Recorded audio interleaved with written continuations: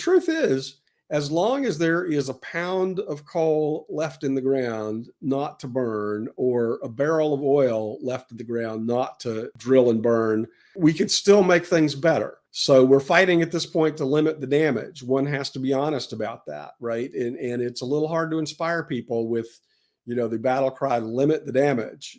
I've sort of written in the past, it's not exactly to the Bastille as a battle cry, but that's where we are. And people just really need to understand they actually can still make a difference. We can speed this up. And to the degree we do, we are benefiting ourselves and future generations. And so my message for people is pretty simple. Don't despair. Throw yourself at this problem with time you have available. Welcome to Care More, Be Better, a podcast for people like you who care about the social impact of conscious companies and everyday heroes. Hear inspiring stories from those who put people and planet before profit and personal gain. You'll learn how you can make a difference, vote with your dollars, and get involved today. Here's your host, Corinna Bellizzi. Hello, fellow do-gooders and friends. I'm your host, Corinna Bellizzi, an activist and cause marketer who's passionate about building a regenerative future, one in which we can all be proud to live. Every week, I invite you to care more about key issues that surround all of us, to dive deeply into topics so that we can learn together, so that we can grow, so that we can surmount challenges and change for the better. To ensure we can both create community and push for that positive change, I'd like to invite you to subscribe, rate, and review wherever you listen to podcasts. And don't forget to share it. If you have a topic that you would like to see featured or have a guest in mind that you think would make a great contributor to this content, please always reach out to me. You can send me an email note to hello@caremorebebetter.com. You can even leave me a voicemail directly on the site by simply clicking that microphone icon in the bottom right-hand corner. I really do want to hear from you, and I have even featured from time to time that content on this podcast. Today, we are going to cover an audacious topic as we cover 7 practical steps to save our planet with Justin Gillis. He is the co-author of The Big Fix, a new book that will be out September 20th, 2022. Justin Gillis is an award-winning journalist with 4 decades of experience explaining complex issues and making that digestible in simple language for major daily newspapers, including the New York Times, the Washington Post, and the Miami Herald.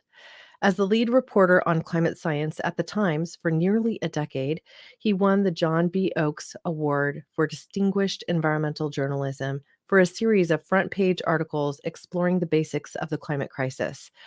A graduate of the University of Georgia, he is currently a fellow at the Harvard University Center for the Environment. Justin, welcome to the show.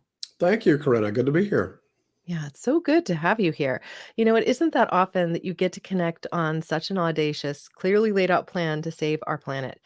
And I want to quote here something that I saw in the liner notes for your book. And this is from Al Gore about this work. He says, full of illustrative stories and compelling evidence, The Big Fix outlines an ambitious yet feasible guide for how America can lead the global solution to the climate crisis. Now, those are his words. But I have to say, ultimately, this is something that got me fired up because I feel like, especially in recent past, we haven't been leading the charge the same way we had been. So let's start from there. What are these 7 areas that we can personally affect to change positively and save our home? Sure. In the interest of time, I'll run through them pretty quickly. And when I do so, it's going to sound to the audience like, well, there's not much I can do about that, and not much I can do about the other one either. But that's wrong. And then maybe we can circle back and discuss some of these examples and what people actually can do. Step number 1 in our sort of plan to make a difference on climate change is we need to clean up the electric grid. And the reason we need to do that is that the electric grid becomes the basis for supplying a lot of other energy services that are now supplied by burning things. So if we have a clean grid, for example, then we get more bang for the buck running electric cars on that grid. So we need to clean up the grid. Second thing we need to do is clean up transportation. I just mentioned electric cars. Probably a lot of your listeners are already at least curious about electric cars, which are a way to cut emissions. Lots of other things we need to do to clean up the transportation system.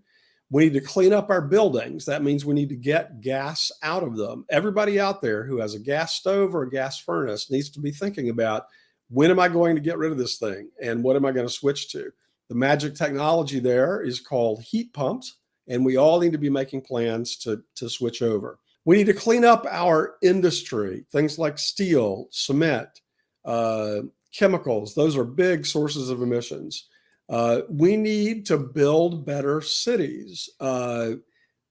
Historically in America, we've had this building pattern of kind of suburbanization that's very costly in terms of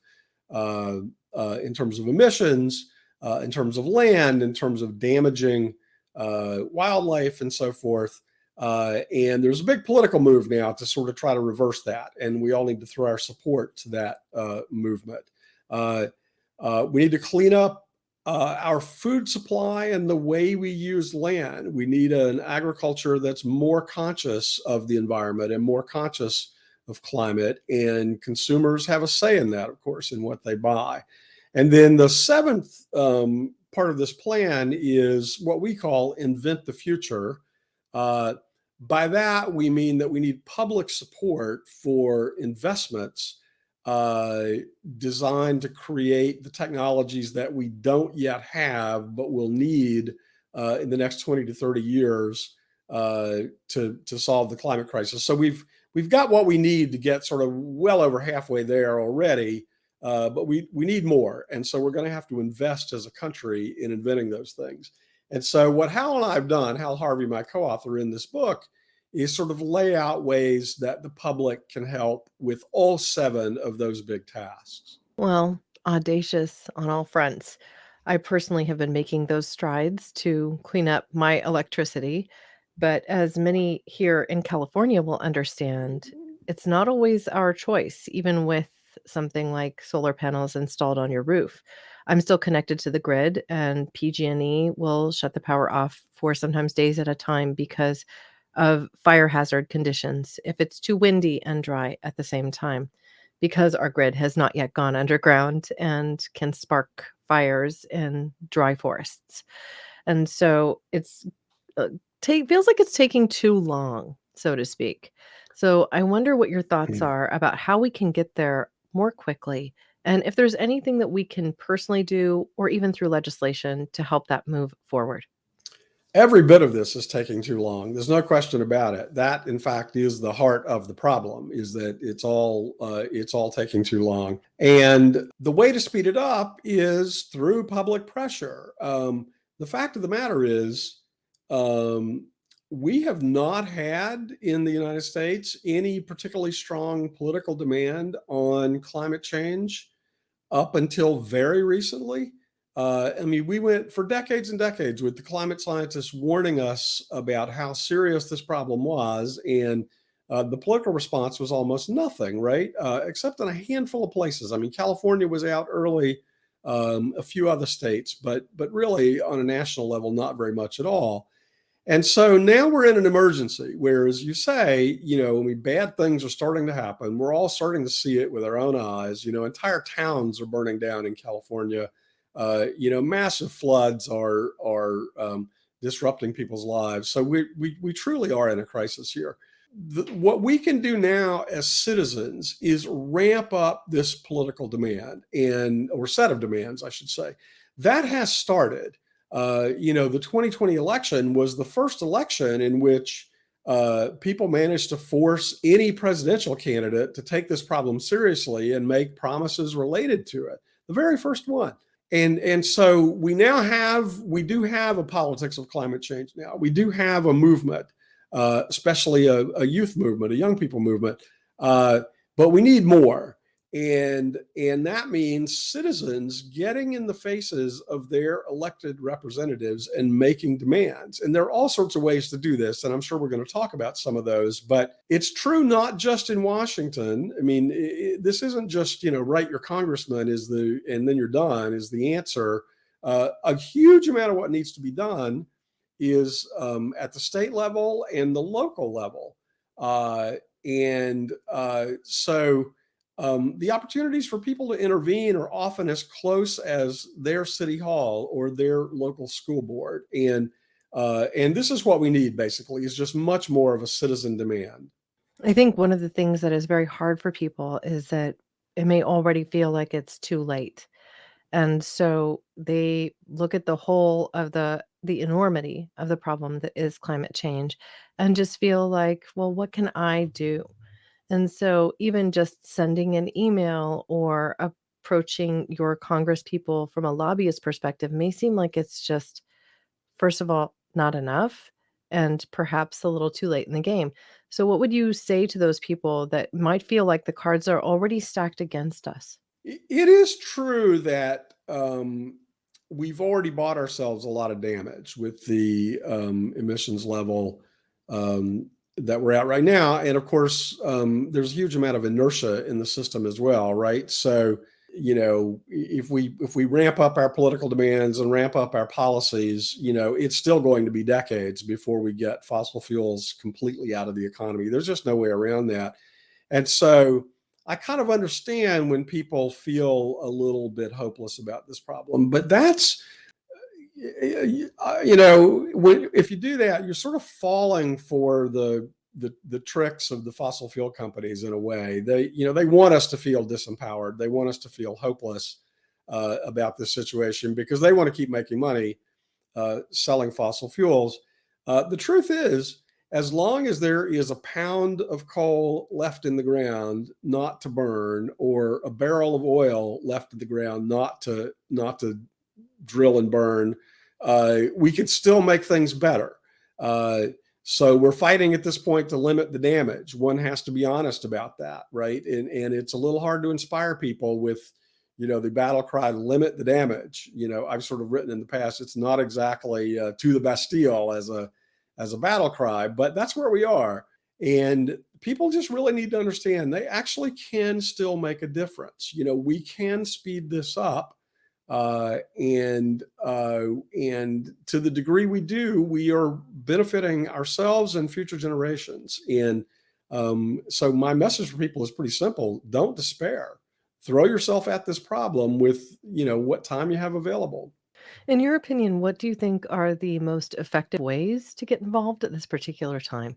Let me give you some examples of things that people don't think about. One is every parent in America, just about every parent in America, puts their kid on a school bus every morning to go to school. That school bus burns dirty diesel fuel, which is, of course, making the climate problem worse.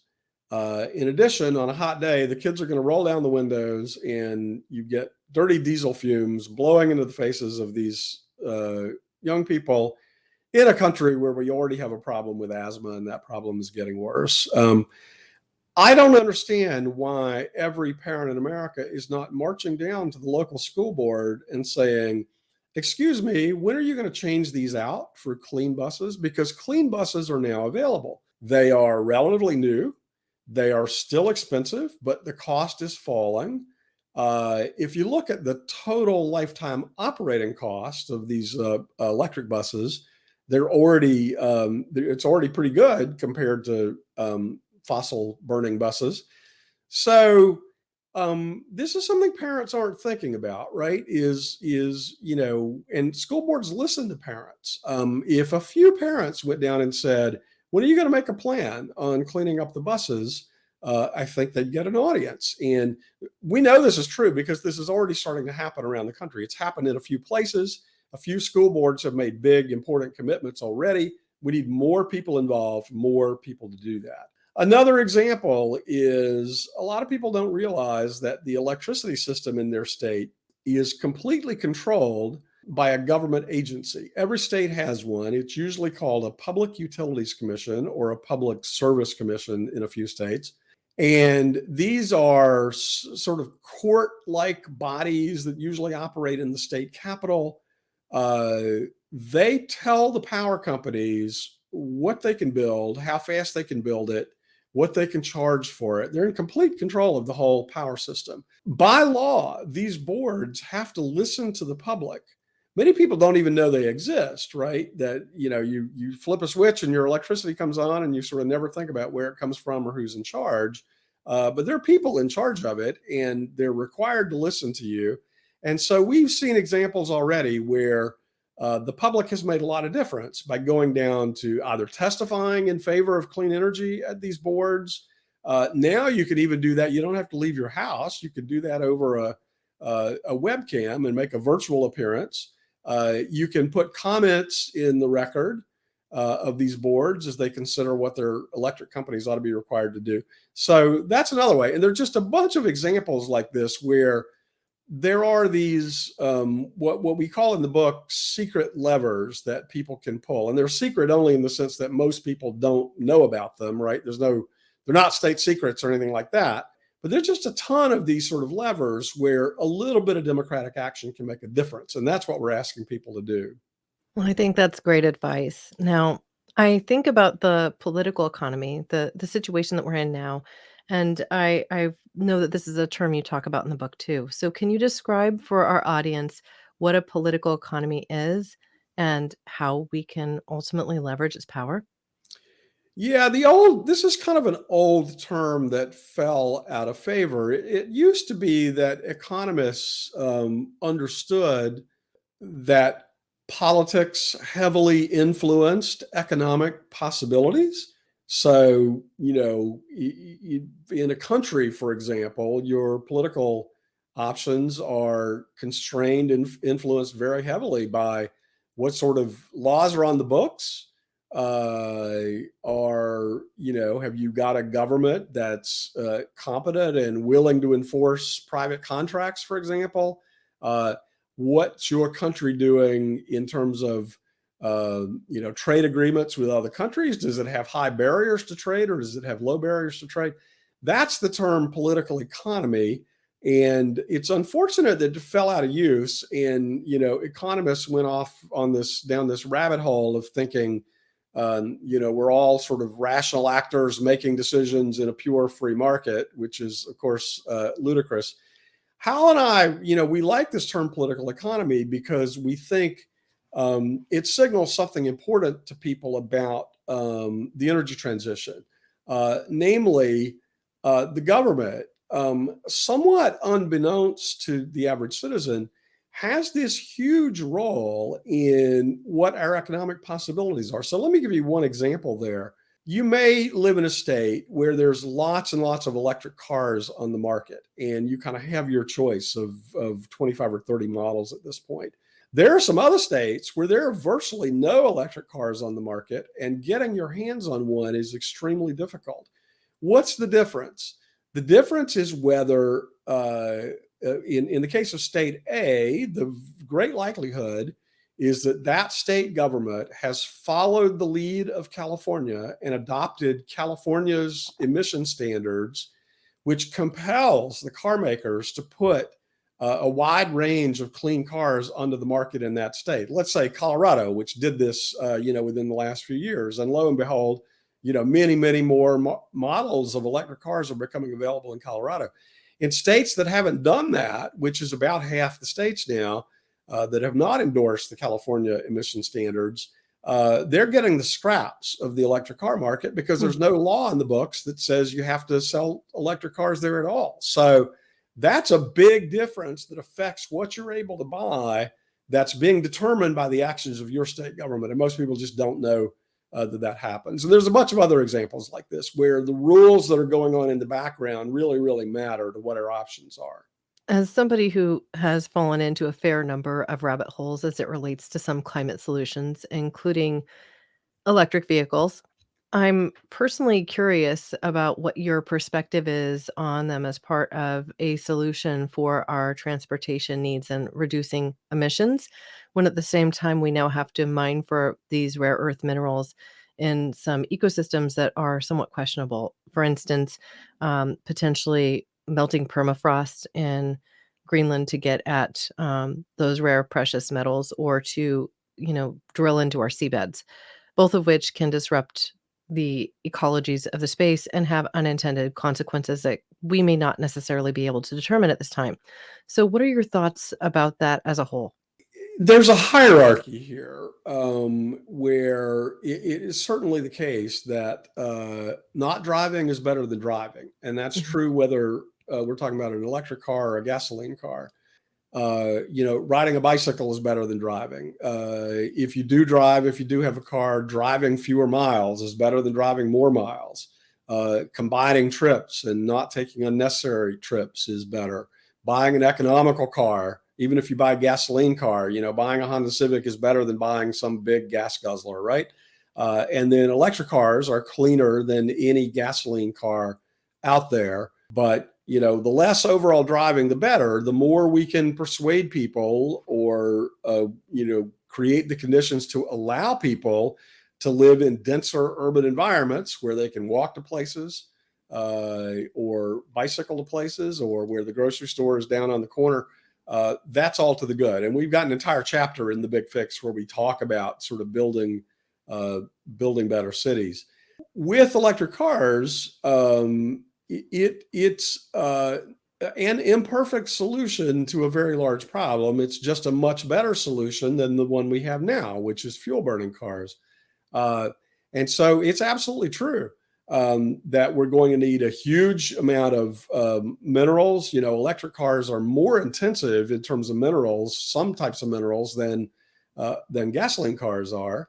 They need lithium batteries, and lithium is a difficult mineral to mine. It's dirty. The ponds that are used to dry the brine and produce lithium are dirty. So there's no question there's going to be environmental damage that comes from all this new sort of clean energy stuff.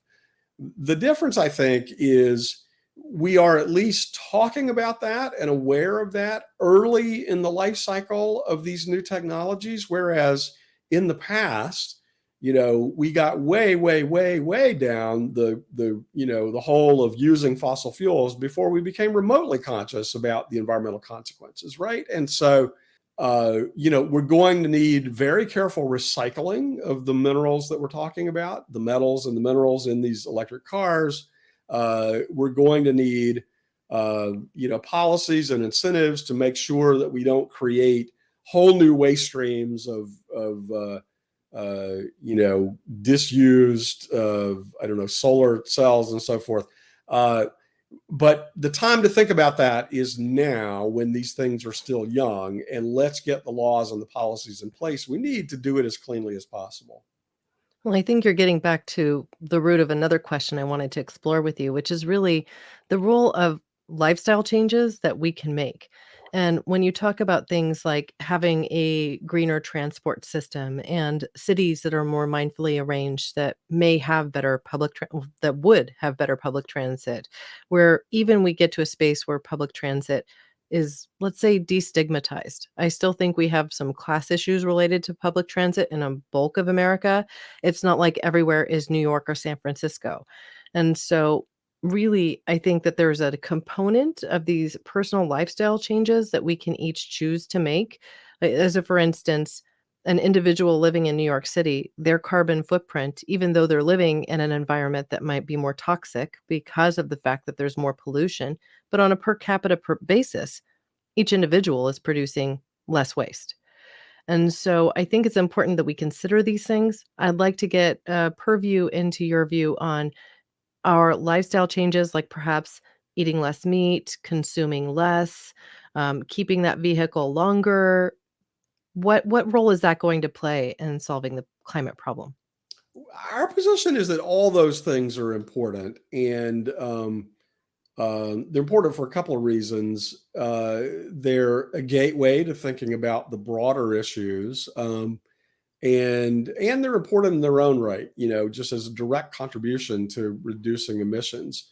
With that said, our position in the book is that lifestyle changes alone are not enough. I mean, a lot of people, when they learn about this problem, they feel such despair, and the problem feels so large. And many, many people say to themselves, I'm just one small person. What can I do about a problem this big? And the answer they come up with is, well, I do at least have control over, what I consume, and, what I buy, and so the path that people find their way to, reason their way to, is the sort of green consumer path, if you will. I'm going to try to be the greenest possible consumer I can be. I'm going to recycle diligently. I'm going to do all these things.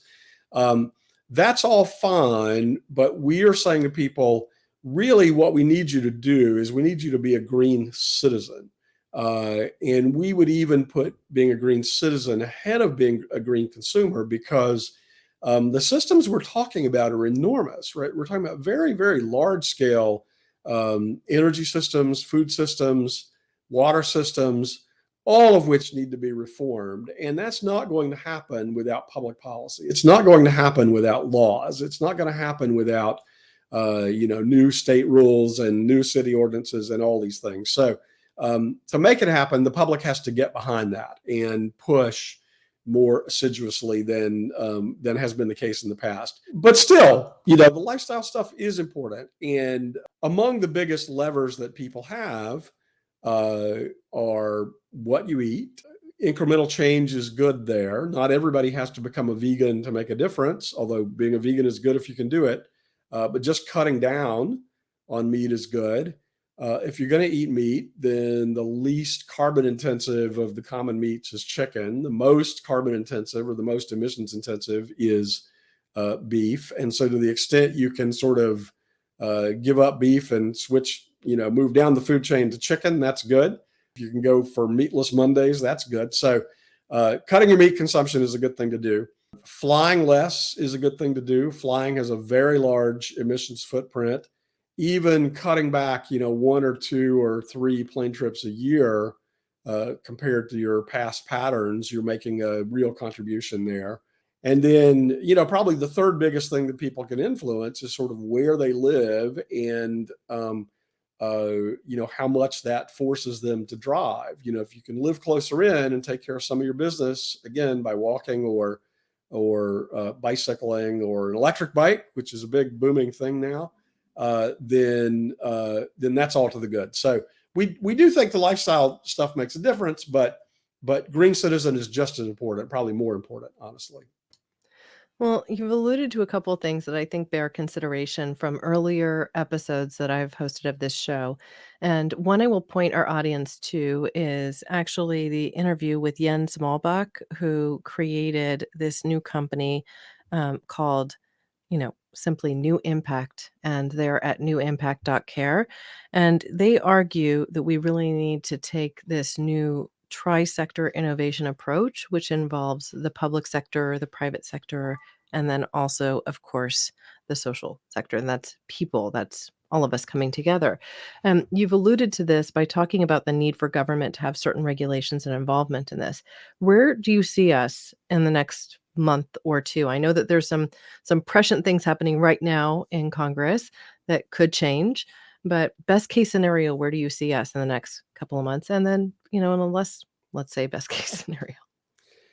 Yeah, as we're recording this, of course, there's a big climate deal being discussed in Washington. Let's hope it will have passed by the time your listeners are hearing this podcast. And assuming it does pass, let me back up.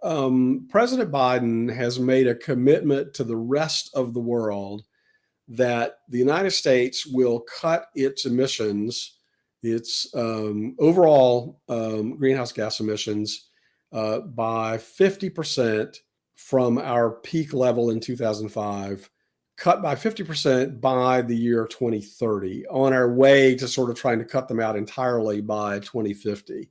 So that 50% cut by 2030 is the big American promise to the rest of the world.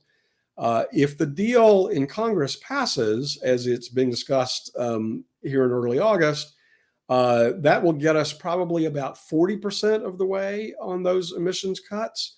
And so we've still got a gap there. And Hal and I think, and the plan we outlined in the Big Fix, is the public can help to fill that gap by pushing their local governments, their state governments, and for that matter, continuing to push Congress to go still further. So if we can pick up those 10 extra percentage points of cuts, then America will keep its promise to the rest of the world. We'll not be climate hypocrites, which we don't want to be. Climate hypocrites. I once conceived a book that I wanted to write called The Accidental Hypocrite. And I'm putting the idea out there because I may still write it. But I believe that many of us, even as well intentioned as we are, often become accidentally hypocrites. We go out to get a cup of coffee, and while we might want to use our, reusable cup, COVID hit and we could no longer do that. And there are certain things that kind of span outside of our control in that way too. One thing that you said a bit earlier that I want to touch back on relates to air travel. Personally, I used to travel at least twice a month and by air to multiple spots around the globe. And since COVID hit and a few lifestyle changes on my own space, I have now taken, on average, about 3 trips a year. But one of the things that Google did recently, and which you'll also see on some other air travel sites, they actually show the most carbon, um, let's say, resource smart options. And so if you fly direct, you can see the difference between, what it would take in the way of emissions to fly direct versus having to stop off in those 2 other cities on your way. So while you might save a buck, your impact on the environment is worse. And so I personally love that feature, and I think more people should be aware of it. My next big trip is going to be across the country from San Francisco to Philadelphia, and I made that conscious choice to travel direct. It means I'm getting up earlier than I want to and perhaps leaving a little later than I might want to on the way back. But ultimately, it's something that I am more comfortable with. And then something that Paul Hawken in his work Regeneration, Ending the Climate Crisis in One Generation recommends is that we offset those flights with 2 to 3 times the carbon offset. And so that's a practice anyone in our audience could employ if they do actually go on air travel is, look to ways to offset the carbon expense that you're putting out there. Sure, absolutely. If you just Google carbon offsetting, there's a million options out there of this is called the voluntary carbon market or the voluntary emissions market. And if your airline is giving you the emissions for a flight, you can offset those or offset a multiple of those if you want to. It's not dirt cheap, it's some tens of dollars, I think, to buy the offsets for a flight. But yes, it's definitely a possibility. So let's talk for a minute about some things that we can really do to push forward a little bit more quickly with this clean energy perspective. What are additional things that we might do to help, let's say, limit our usage and also push for change? So we need the public to think about and work on the problem of buildings. We have just millions upon millions of leaky, old, inefficient buildings in America. A lot of people who might be listening right now probably have a house that they know is, or maybe a condo or something that they know is not as efficient as it could be. There are 2 approaches here. One is sort of along the lines of lifestyle change. You can fix your own place up. And what you need there is called an energy audit, and it will tell you to what extent you're wasting energy and what the steps are that you can take to cut back on that. As people are doing that, they need to be thinking about and planning. Once the gas furnace goes out in this place, if you do have a gas furnace, are you really going to install another one and sort of lock in another 20 or 30 years of emissions from burning gas? Or are you going to look at this newfangled thing called a heat pump that can do the job instead and do it with clean electricity? Now, a lot of people going back 30 years have a bad taste about heat pumps, but that technology has improved radically just in the last decade. And so people need to take another look at it. So that's like the personal track, what can I do in my own personal life? At the same time, we need people supporting public policy relating to buildings. So a lot of towns are out of date on their building codes. And so the building codes, the model building codes on which cities base their local building codes, keep getting better and better. They keep getting more and more, buildings keep getting more and more efficient if they're built to code. And so we need people demanding that their cities and counties stay up to date on the building codes, which is going to mean that the housing stock that's being constructed new in those places is cleaner and uses less energy than the houses of old. And then last but not least, some towns, especially in California, have adopted outright bans on new gas appliances in buildings. So in 55 or 60 cities in California now, you cannot build a new home and put a gas furnace in it or a gas stove. You have to go with a heat pump.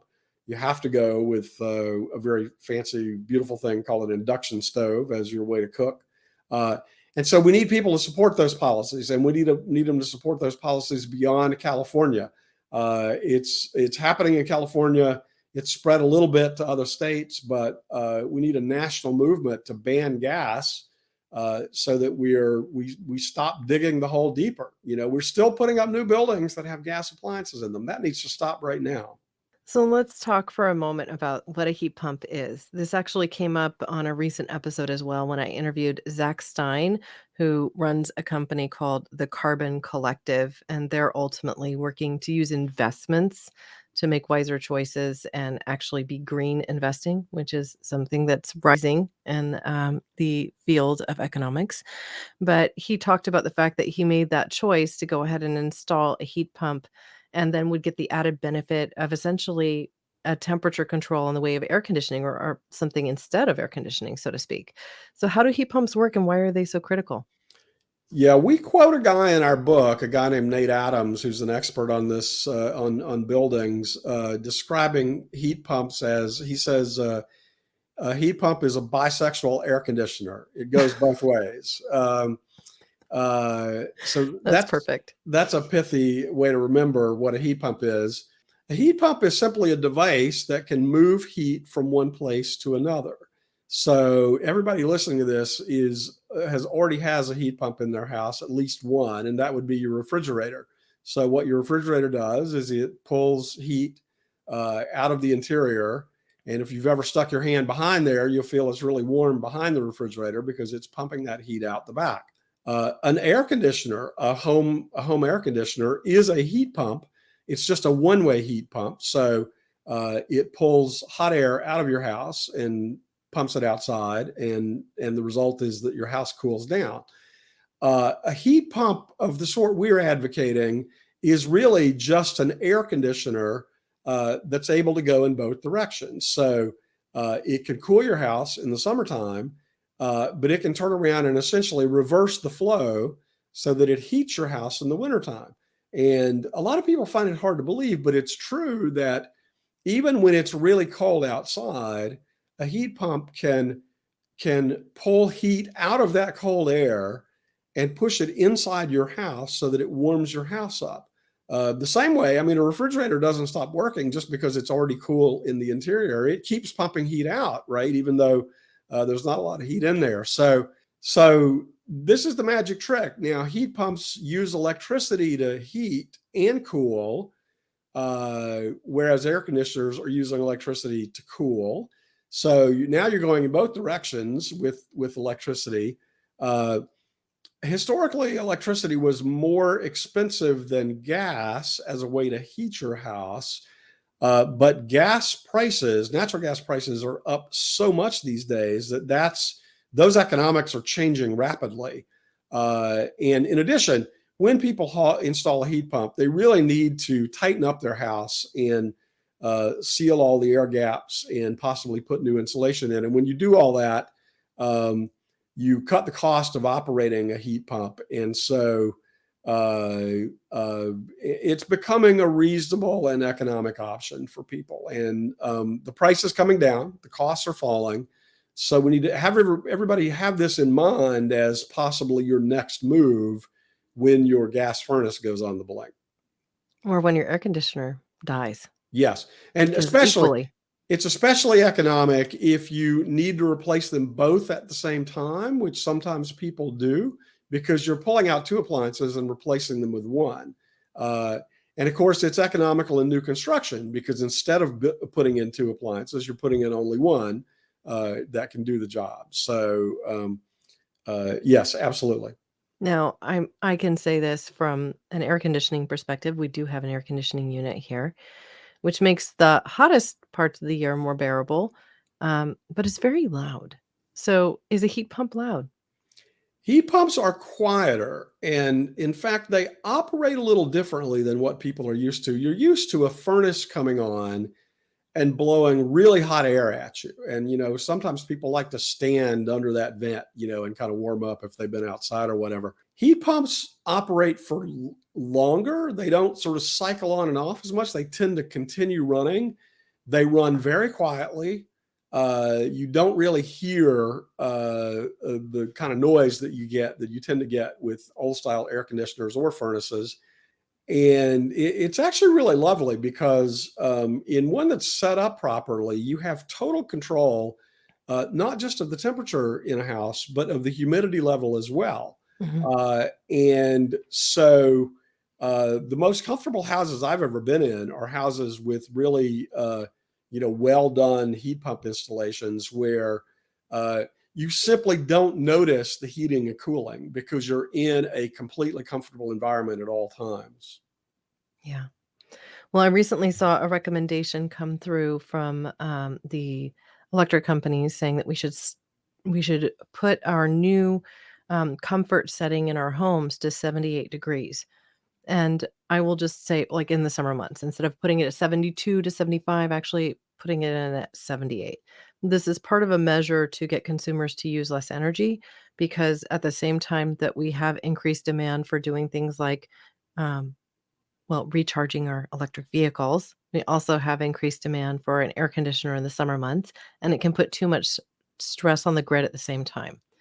And so, how would a heat pump compare to that? I'm trying to help people understand the difference Yeah. because if it uses less electricity on a continual basis and keeps it more comfortable overall, then theoretically you'd be using less energy overall. Is that correct? It really does vary sort of house by house. I Mm. mean, it's true that a highly efficient modern heat pump can use less energy. It probably would use less energy than the air conditioner you're replacing, right?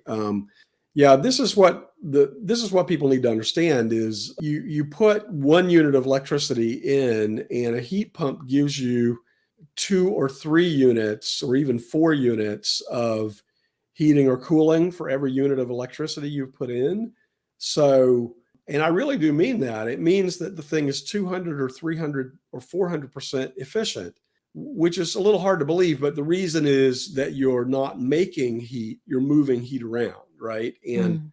Uh, and so you can do that with sort of less electricity.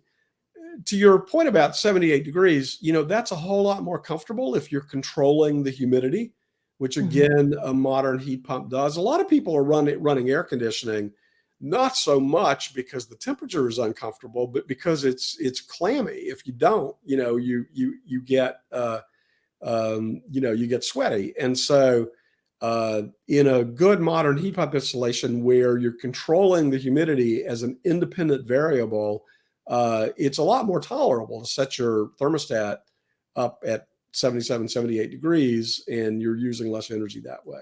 In that case, just wear a t-shirt as opposed to the overcoat, right? Right. At any rate. Well, thank you for the in-depth explanation. I think it's helpful for people to understand as they consider these new, potentially large expenses. I mean, I've seen tickets in the realm of around $10,000 to do a heat pump. I know it varies by your house, the square footage, and all of that jazz, but it's something I'm considering as our next big step too. Yeah, it can be pricey. So much depends, right, on the condition of the house and can you reuse the old ducts or do you need new ducts? There's, full retrofits of some houses can even run $30,000, $40,000 in Well, some that's cases. scary.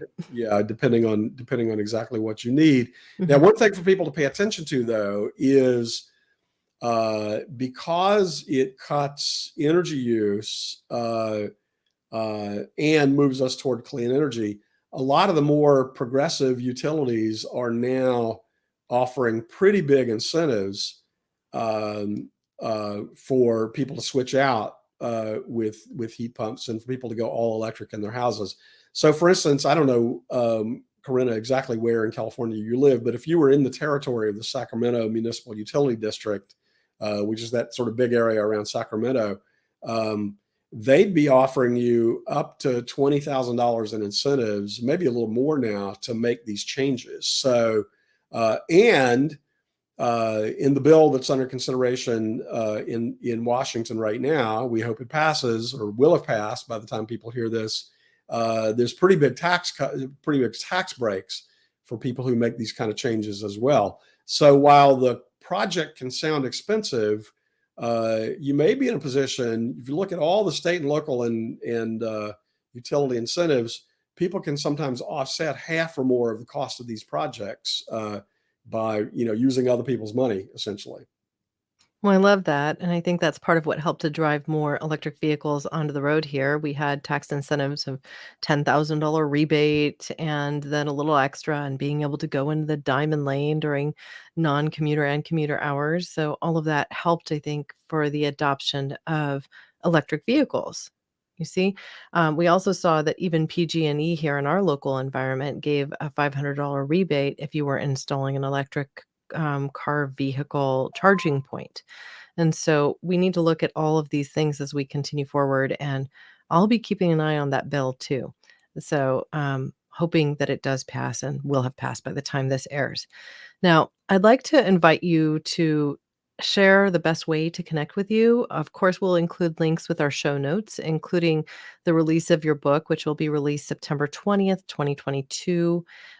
We can include links to it on both Amazon for pre-order and directly on Simon and Schuster site. So whatever you prefer, I'd just love to know what you prefer. Sure. Yeah, the more links you can put up to, different ways to buy the book. I know some people don't necessarily like buying from Amazon, so we kind of tend to list, 3 or 4 different places that people can buy. And so that would be great. And then for connecting with me, I would urge people to go through my Twitter account, which is at Justin H. Gillis, Gillis.